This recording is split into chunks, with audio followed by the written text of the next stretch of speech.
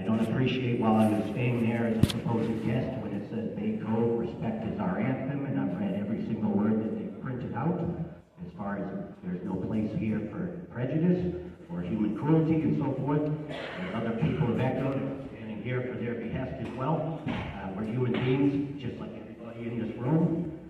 So without going into all the minutiae of what's going on wrong at 240 and the Wellness Center, it's beyond the pale.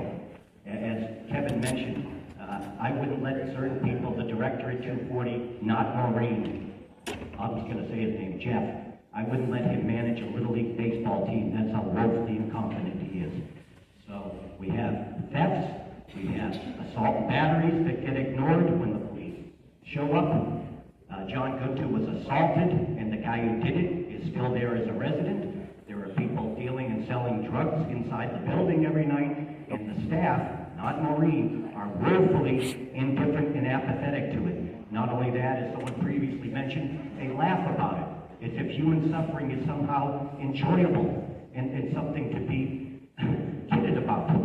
So when they say respect is our anthem and welcome home and you're a human being and here to be treated with kindness and courtesy and so forth, I have ultimate respect for the Cambridge City Council, people in the law, people in these professions and so forth. I come from an extremely well-educated family.